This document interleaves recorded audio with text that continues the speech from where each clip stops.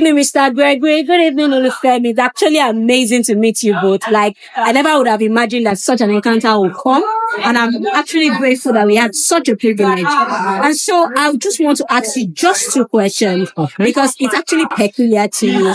I'm Fentola Davis. I'm the convener behind the idea Beyond the Scars because I've actually been through trauma and I've gotten over trauma using photography as a tool to improve my mental health, and now I'm trying to use it to support people's mental health. I want to ask you quickly, how has it been for you so far?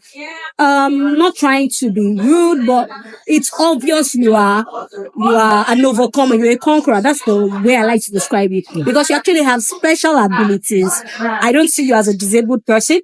I believe you have special abilities. How have you been able to manage this running a photography business? But I know you run a successful photography business.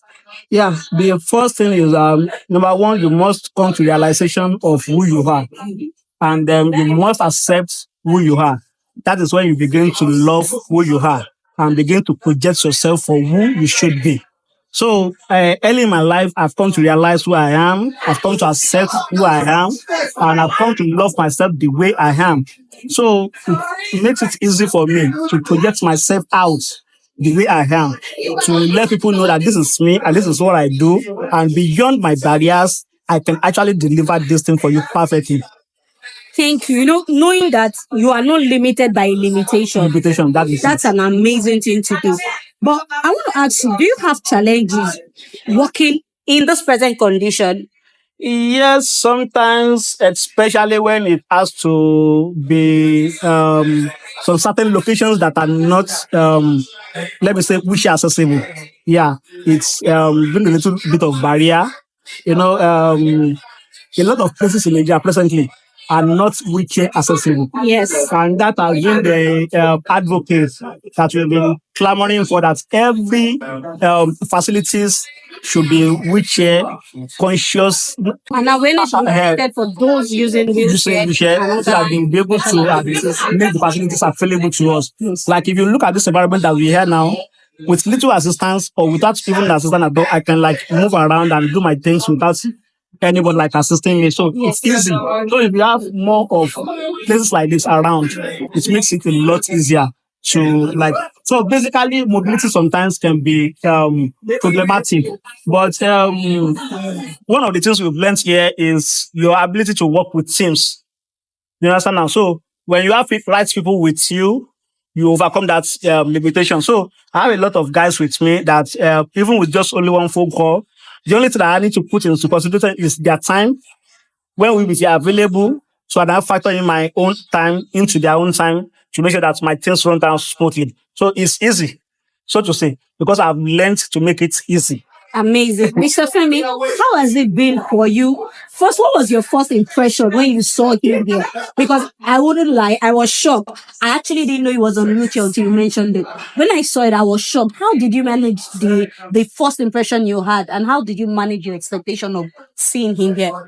Well, seeing him, I started thinking about when he told me, because after we had our feedback, he was the first person that came to me, aside the two people that were sitting beside me.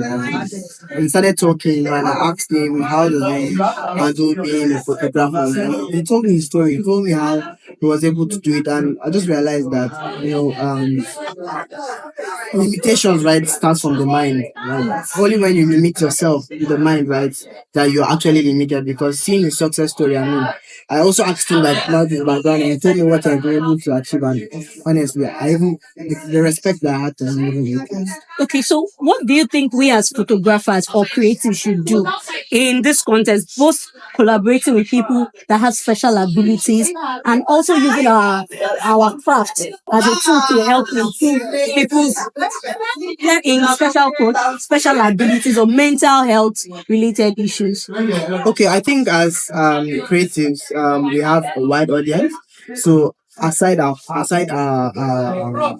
clients, people just look at our pages for inspiration, as an art again. So I think as creatives, we can use our art, to maybe create projects that highlight what people with disabilities, special needs rather, go through and how the society can be of help of them. We can also use our art to do, advocacy in the sense that we can do short films, we can do movies, we can do a lot of things because honestly, when we are not shooting clients, we have a lot of time on our hands that we can actually do.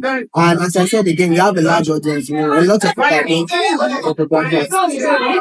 So we can use our art to push people forward, kindness, to push forward advocacy toward the government, as I said, so that facilities can be easily accessed. And then in terms of mental health, we can also do the same thing because, as I said, meditation starts from your mind, so we can use the art to create content that enlighten people and motivate people to do better. Thank you so much. It was really amazing meeting you. It was really amazing reconnecting with you. Thank you I very actually much. look forward to collaborating with you both. And I know that we can actually do so much more, both as a team of photographers and as people that actually have a message to pass across. Because I believe it's not just art, it's both art and information. God bless you. It was really nice meeting you. Thank you very much. Thank you. It was nice meeting you.